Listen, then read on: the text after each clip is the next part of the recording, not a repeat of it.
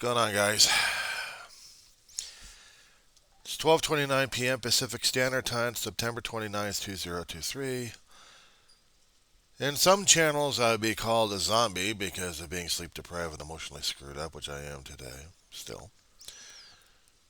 And I would do, In other words, I'd be doing a Diary of the Griever named John Weaver, which would be me because I'm dealing with grieving issues, and that's also true for today. So combining that, I'm just a Weaver John C. of Roseman, California. I'm a student over at Antelope Valley College, Lancaster, California. So this is addressed to the students in my class or my peers in the class I'm going to. Joni Mitchell was a folk singer. I didn't come across her knowing that. I came across her music in a movie that my brother and I had watched when it came out in the films, and we watched it in a walk-in theater. My brother was mesmerized by it. I was not sure what the hell it was about. But we saw this movie, and it was called Billy Jack. Tom Laughlin played a Vietnam character who was raised by Indians. I'm not quite sure about his actual background for the actor, but it was his second movie. His other one, I barely remember what it was. What made the movie memorable in me was not all the damn footwork and fancy martial arts that he would use in it. It was the music beforehand and afterwards, when the movie began and the ending theme to it. Joni Mitchell was singing the song of One Tin Soldier Rides Away. The melody stuck in my head, but not the lyrics enough. I mean, I remembered some of the lyrics, but it wasn't relevant to my growing brain during that time. I was too young to have any understanding what all of it meant. It was until I got a lot older and kept watching the movie with my brother every so often. He loved watching Billy Jack. He loved the footwork. But I doubt he was putting more relevance in the music or the lyrics of what it meant during those days. I wish my brother was still alive because I'd love to talk to him about it. Not about the Billy Jack character, but some of the themes in the movie, and not to mention some of the music in it, what it meant, what it still does.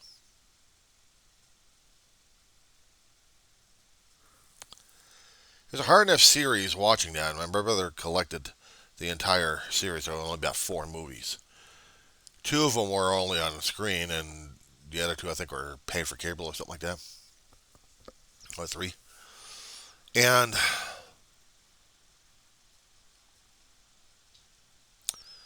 it was important watching those films because they actually had their own meanings of it.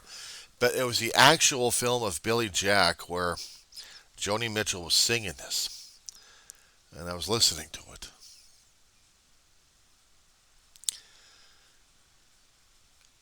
It made me feel rather unsettled, scared, and worried for the future and for today.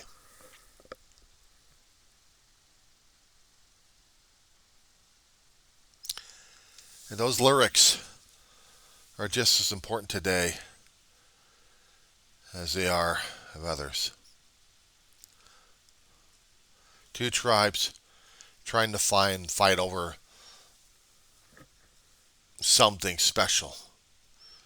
And by the time they ended up with a lot of bloodshed and both sides came to the monument or whatever it was, and then they saw what the message was. I kept asking myself, are we in such a similar situation? Can we understand it? I mean, it was a mountain that they fought over, these 2 groups, according to this song.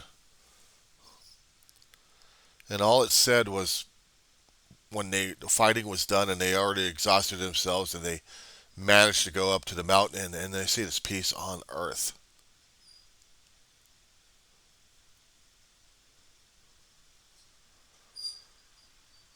It could have been comic, it could have been tragic, it could have been something else, but it was gut wrenching. All that waste,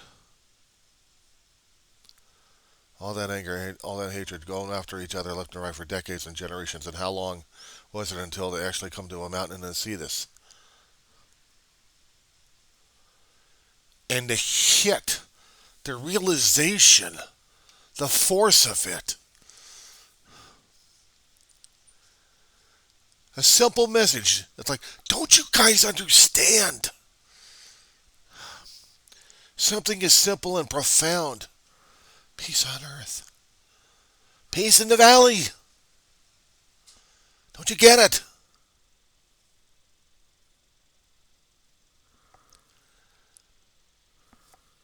The part of the lyrics that they kept repeating, it was like a drum beat. It was like a massive drum beat on this one.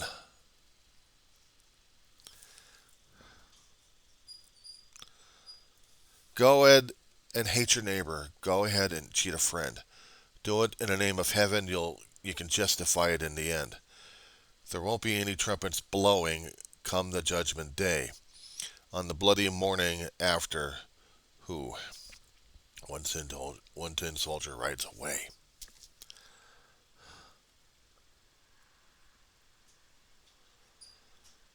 It's like after reading this damn thing, it's like, oh my God. Did we ever get it? Will we ever get it? The essay we just did in our class is concerning about morality, and it was asking us to try to pick something out regarding morality. We can pick our own words, we can pick our own subject on this one, but we have to make our points clear in it. And I was trying to make a few points that I've discovered in my lifetime, and I've observed a great deal, and I had to get snarky on this. I really had to get snarky on this. Because after what I've been witnessing these days, sometimes I try to see hope, and then other times I'd see hope just die, and it died today. Senator Dianne Feinstein, who had been in Congress since '92, fighting the good fight. She'd been in it a lot longer than anybody else had.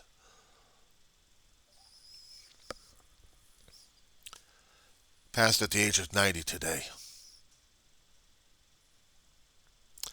It's still hitting hard. Maybe I was in the wrong mindset. Maybe I was in the wrong mental plane of existence. And it still hits me. All the things we have done to each other, all the ills and wills we tried to do, to cheat ourselves, to do everything else. These kind of lyrics popped in my head while I was writing this essay. And I had to send a link over to the class because it has meaning. It has relevance. You get older, you see these things more and more clearly, and the other younger generation just doesn't understand the damn shit. No matter how many times you keep trying to tell them. It's the same generational curse we share. We can't get old and we can't get wise unless we go through the experiences ourselves. Maybe different times, maybe different things, but the elements are still there. This is no recycled. As I tried to explain it in the class a long time ago, everything is recycled.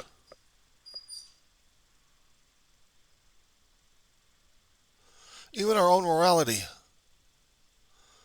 our own judgments, we think it's something new, but it's already recycled already. But we enjoy it anyway because it looks nice.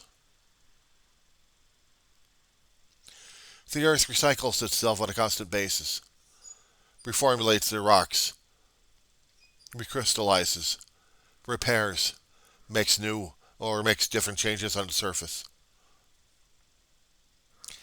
The universe in itself has white holes and black holes. Maybe it's a way of trying to recycle itself. Maybe we don't in a way, in a process that it's trying to do so. And maybe there is a big bang or a big end, or I don't know. Maybe that's a way for it to recycle itself too. I don't know. All I know is the elements are recycled and put into different combinations again, but still there. Histories in the elements, in the subquantum, what used to be, what is, and still what will be.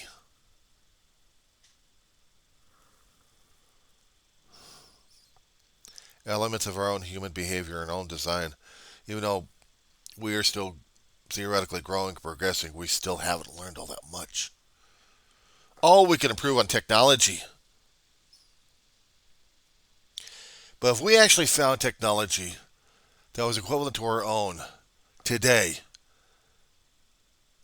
but maybe started a long time ago, or maybe more advanced technology, maybe we would be the second or third or fourth generation of beings. Who knows? It's a scary thought, isn't it?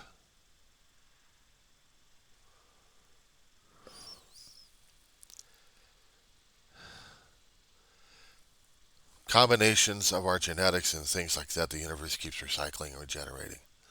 Maybe our souls are the same way, or maybe they're not. I don't know. It's like reincarnation.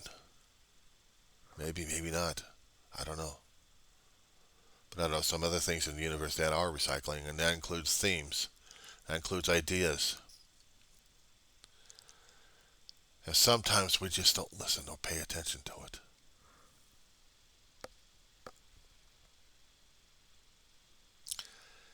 It's a bit overwhelming at times, and so simple. I said a long time ago, probably as a joke in my lifetime, in simplicity there is complexity, and in complexity there is simplicity. I suppose people will be scratching their heads on that one, trying to figure that, what's he trying to talk about? Well, what I'm dealing with right now is that. We make things so damn complicated when they're supposed to be simple, and yet in the simplicity of the whole damn thing, it's complicated as hell. We have a way of doing things at the same time. We can make an idea so damn complicated it seems simple, and yet when we look at simplicity of the damn thing, it's so intricate and laced to show that it's simple. It's not.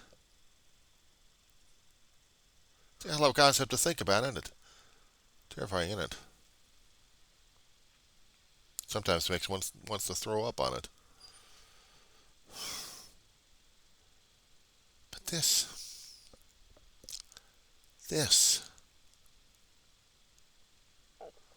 dealing with emotions on a constant basis, dealing with constant depression and feelings.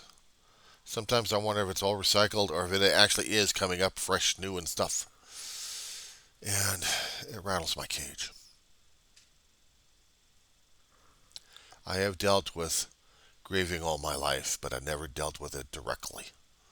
I've hid from it, worked myself around it, tried to avoid it like the plague that I thought it was, or maybe it still is.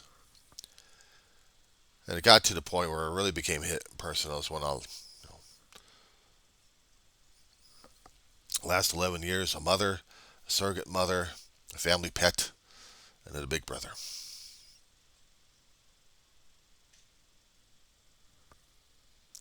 Other people have gone through more tragedy than that.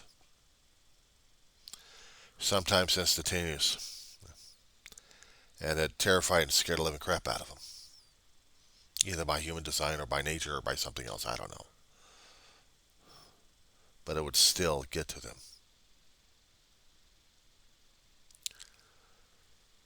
And it's kind of hard to fathom this when you're young. But if you're going through it as young, then you're starting to feel and you're starting to wisen up faster because your youth is gone, your innocence is already torn apart, never to come back again. And now you're becoming more world weary or acknowledging what the world has to offer in front of you, and it's scary as hell. You want to run back in the cave and hide with the shadows again. They're much more safer that way, aren't they? I keep thinking, well, the cave's going to be in trouble anyway, no matter how sturdy it is.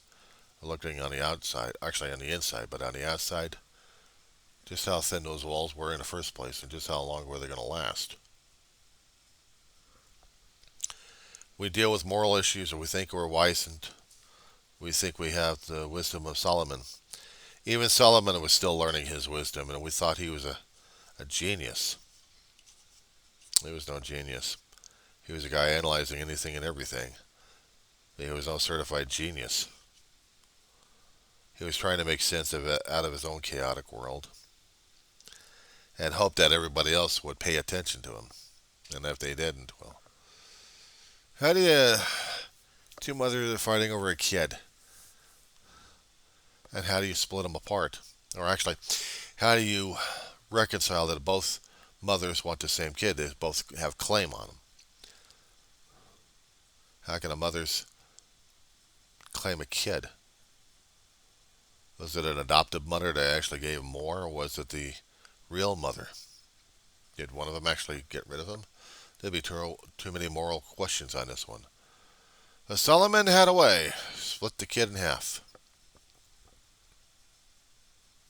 Each take a part. And the one true mother of this kid said, no, I'd rather give her to the other mother instead of my child going through this. And the other one's like, no, I'll just take a piece of him. That true mother giving away a kid because she wanted what's best for the kid. Stay alive and whole.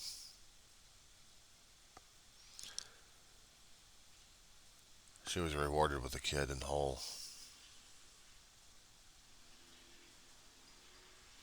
To hell of a way to trick a person into morality, you know. Just how depraved are you? I've been seeing too much of that these days. I've been seeing it too much in this century, even worse. I thought the 20th century was bad enough when I was seeing the damn crap going on. Jim Jones, David Koresh, other lunatics out there who kept wanting people.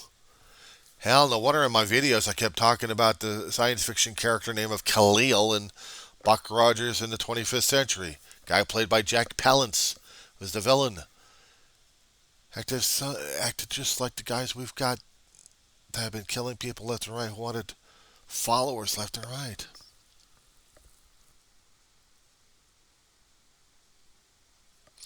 My mind makes a hell of a lot of connections because I've seen too much, and it's making more and more conclusions that can actually relate to the youth. If they live long enough, if they try to get past the point where everything else is pointless, they have to be living testaments. They have to be living witnesses. They have to be something that the next generation can learn from if they can, if there is any survival left of us, of any of us.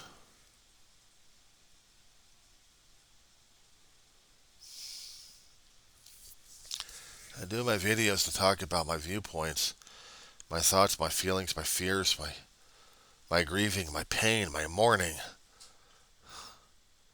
Anything and everything I can. I do audio recordings on a constant basis. Was I doing this a long time ago? No, only in the past decade. Audio recordings, just trying to get my thoughts and feelings and how I was dealing with, finally, with the grieving and painting and everything else, or even losing a job, and how much that hurt.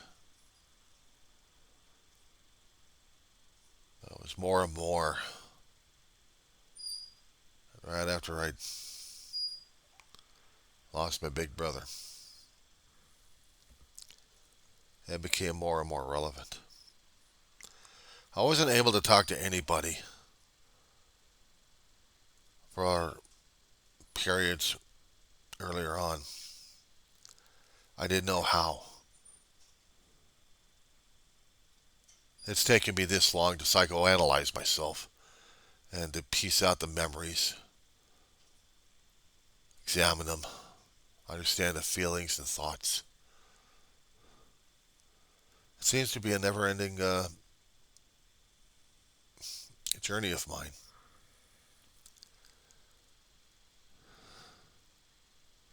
Something to leave behind.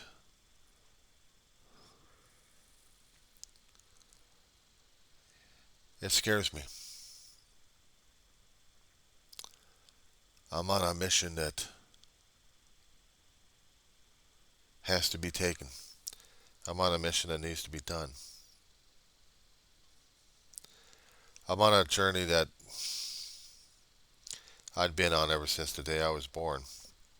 Even after, when I had heart surgery at the age of 4, died unstable 3 times, came back to life, and was really scared to death of life and death. I didn't know what living was. I tried to put it out of my head when I was a kid. What the hell would a kid know? You look at it as an adult, and then a kid who was clueless, but it was still inside growing. It's like now I'm going to be thinking about Simon and Garfunkel.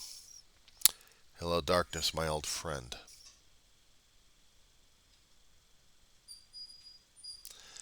It was relevant back in the 60s, but today it's more relevant for me.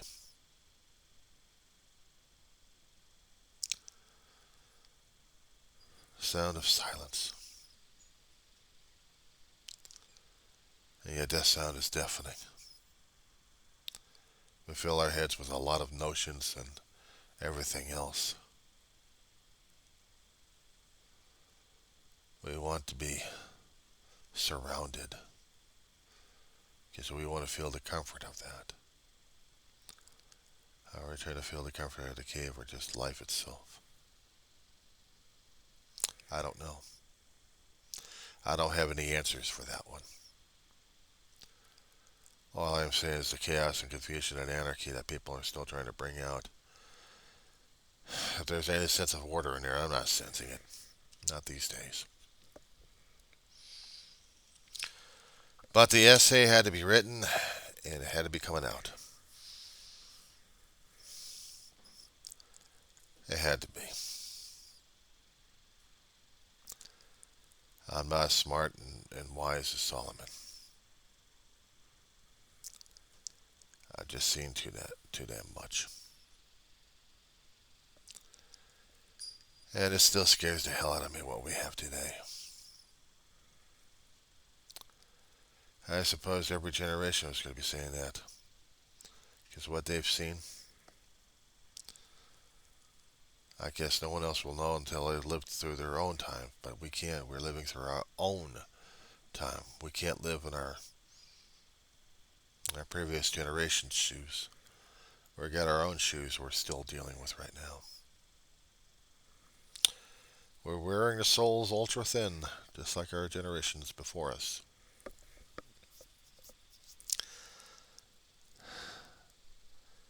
We may fill it up with a hell of a lot of distractions in this world, but it's still in the heart and soul in our heads that we still have to deal with.